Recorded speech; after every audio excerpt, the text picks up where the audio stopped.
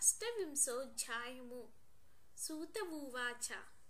ఈ కార్తీక మాసము పాపనాశిని, విష్ణువుకు ప్రియకరి, వ్రతస్థులకు భుక్తి ముక్తిదాయిని అయి ఉంది.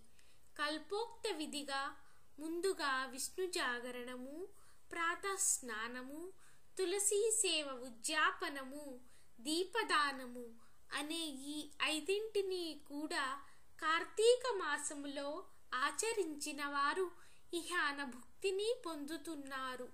పాపాలు పోవాలన్నా, దుఃఖాలు తీరాలన్నా, కష్టాలు కడతేరాలన్నా ఈ కార్తీక వ్రతాన్ని మించినది మరొకటి లేదు.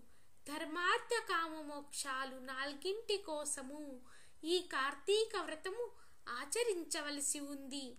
కష్టములలో ఉన్నవాడైనను, దుర్గారణ్యగతుడైనను, రోగి అయినా సరే విడవకుండా ఈ వ్రతాన్ని పాటించాలి. ఎటువంటి ఇబ్బందులు కలిగినా సరే వ్రతమును మానకుండా శివాలయంలోనో విష్ణాలయంలోనో హరిజాగారాన్ని ఆచరించాలి. శివ విష్ణు దేవళాలు చేరువలో లేనప్పుడు రావి చెట్టు వద్ద గాని, తులసి వనంలో గాని వ్రతం చేసుకొనవచ్చు.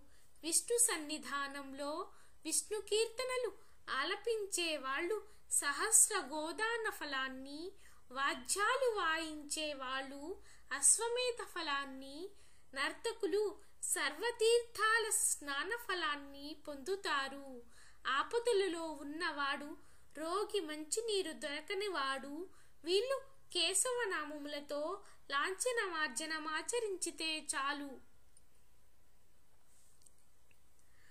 వ్రతోద్యాపనకు శక్తి లేని వాళ్ళు బ్రాహ్మణులకు భోజనం పెడితే సరిపోతుంది. అవ్యక్త రూపిణే విష్ణు స్వరూపో బ్రాహ్మణోభువి. శ్రీ మహావిష్ణువు యొక్క స్వరూపమే బ్రాహ్మణుడు.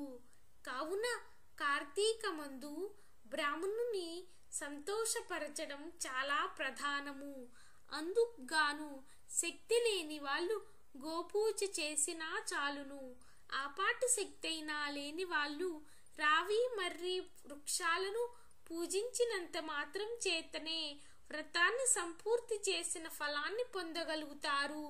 దీపదానం చేసే స్తోమతు లేని వారు, దీపారాధనకైనా తాహతు లేని వారు ఇతరులచే వెలిగించబడిన దీపాన్ని ప్రజ్వలింపజేసి గాలి మొదలైన వాటి వలన అది ఆరిపోకుండా పరిరక్షించినా కూడా పుణ్యం పొందుతారు.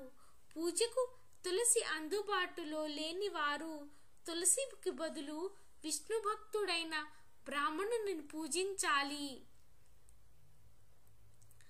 రావి మర్రి. సూతుడు చెప్పినది విని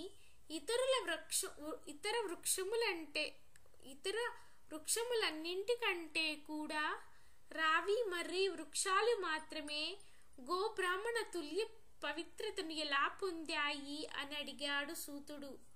పూర్వం ఒకసారి పార్వతీ పరమేశ్వరులు మహాసురత భోగంలో ఉండగా కార్యాంతరం వలన దేవతలు, అగ్ని కలిసి బ్రాహ్మణ వేషధారులై వెళ్లి ఆ సంభోగానికి అంతరాయం కలిగించారు. అందుకు కివిసిన పార్వతీదేవి సృష్టిలోని క్రిమికీటకాదులు సహితము సురతంలోనే సుఖపడుతూ ఉన్నాయి. అటువంటిది మీరు మా దంపతుల సంభోగ సుఖాన్ని చెడగొట్టారు. నాకు సురత సుఖభ్రంశాన్ని పాటించిన మీరు చెట్లై పడి ఉండండి అని శపించింది.